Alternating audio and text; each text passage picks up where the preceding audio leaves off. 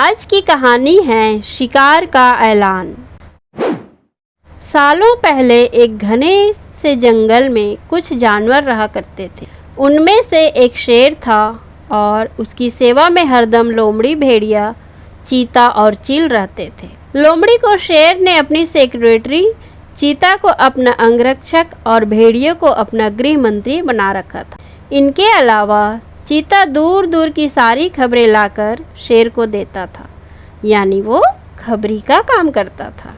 इन चारों को भले ही शेर ने अच्छे अच्छे पद दे रखे थे, लेकिन दूसरे जानवर इन्हें चापलूस मंडली कहते थे। सबको पता था कि चारों कोई काम करे चाहे ना करे, लेकिन शेर की चापलूसी खूब अच्छे से करते हैं। रोजाना चारों जानवर शेर की बड़ाई में कुछ शब्द कह देते थे, जिससे वो खुश हो जाता था। इन सब के चलते जैसे ही शेर शिकार करता था तो अपना पेट भरने तक खाने के बाद वो अपने चारों खास पद में बैठे जानवरों को बाकी का हिस्सा दे देता था।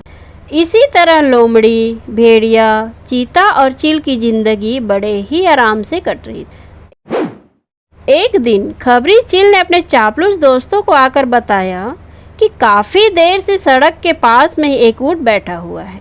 भेड़िया ने सुनते ही पूछा कि क्या वो अपने काफिले वालों से बिछड़ गया है। चीते ने इस सवाल को सुनते ही कहा कि चाहे जो भी हो, हम उनका शिकार करवा देते हैं शेर से। उसके बाद कई दिनों तक आराम से उसे खाएंगे। इस बात को सहमति देते हुए लोमड़ी ने कहा कि ठीक है, मैं जाकर राजा से यह बात करती हूँ। इतना कहकर सीधे लोमड़ी शेर के पास पहुंची और बड़े ही प्यार से बोली, महाराज, हमारा दूत खबर लेकर आया है कि एक ऊंट हमारे इलाके में आकर सड़क के किनारे में बैठा हुआ है। मुझे किसी ने बताया था कि मनुष्य जिन जानवरों को पालते हैं उनका स्वाद काफ़ी अच्छा होता है, एकदम राजाओं के खाने के लायक। अगर आप कहें तो मैं यह ऐलान करवा दूं कि वह ऊंट आपका शिकार है। लोमड़ी की अच्छी बातों में आकर शेर ने कहा, ठीक है। इतना कहते ही वह उस जगह पर पहुंच गया जहां ऊंट बैठा हुआ था।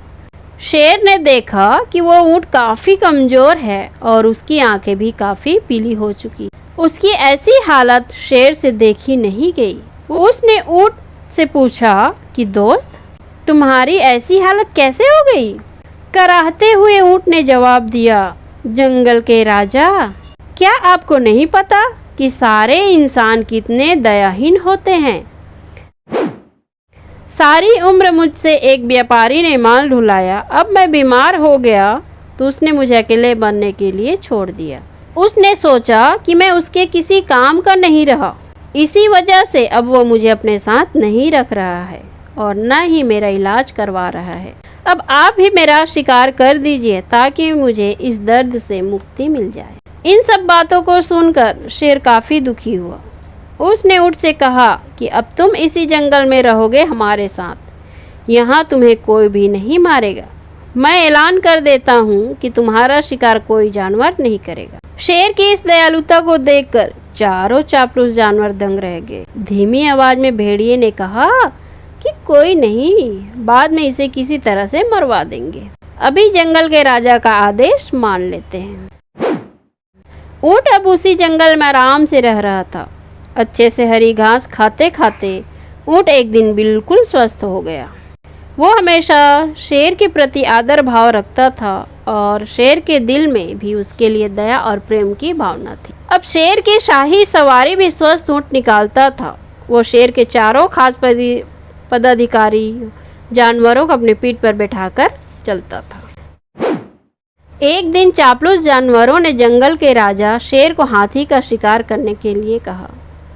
राजा भी मान गया, लेकिन वो हाथी पागल था। उसने शेर को बुरी तरह से पटक दिया। किसी तरह से शेर पागल हाथी से बच तो गया, लेकिन उसे काफ़ी चोट लग गई। अब बीमार शेर बिना शिकार किए किसी तरह से अपनी जिंदगी जीने लगा। उसके सेवक भी भूखे थे।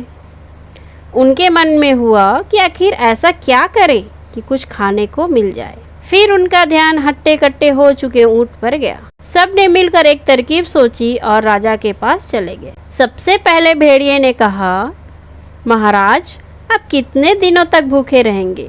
मेरा शिकार करके मुझे खा लीजिए, आपकी भूख मर जाएगी। फिर चील कहने लगी कि राजा साहब, भेड़िए का मांस खाने लायक नहीं होता है, आप मुझे खा लीजिए। चील को पीछे धकेलते हुए लोमड़ी बोली, तुम्हारा मांस इनके दांतों में ही लगकर रह जाएगा, आप इसे छोड़िए, मुझे खा लीजिए। एकदम से फिर चीता बोला कि इसके शरीर में आपको सिर्फ बाल ही मिलेंगे, आप मुझे खाकर अपनी भूख मिटा लीजिए। यह सब उन चापलूस जानवरों का नाटक था जिसे ऊंट नहीं समझ पाया। उसने भी एकदम से कहा कि महाराज, मेरी जिंदगी तो आपकी ही दी हुई है, आप इस तरह से भूखे क्यों रहेंगे, आप मुझे मारकर खा लीजिए। चारों चापलूस जानवरों को इसी बात का इंतजार था। उन्होंने एकदम कहा कि ठीक है महाराज, आप ऊंट को ही खा लीजिए। अब तो ये खुद ही कह रहा है कि मुझे खा लो, और इसके शरीर में मांस भी काफ़ी ज़्यादा है। अगर आपकी तबीयत ठीक नहीं लग रही है तो इसका शिकार हम कर देते हैं। इतना कहते ही चीते और भेड़िए ने मिलकर एक साथ ऊंट पर हमला कर दिया। कुछ ही देर में ऊंट की मौत हो गई। तो दोस्तों इस कहानी से हमें यह शिक्षा मिलती है कि अपने आसपास चापलूस लोगों को नहीं रखना चाहिए, वो हमेशा अपने फ़ायदे की ही सोचते हैं। दोस्तों अगर आपको यह कहानी अच्छी लगी तो प्लीज़ चैनल को लाइक, शेयर एंड सब्सक्राइब ज़रूर कीजिएगा। धन्यवाद।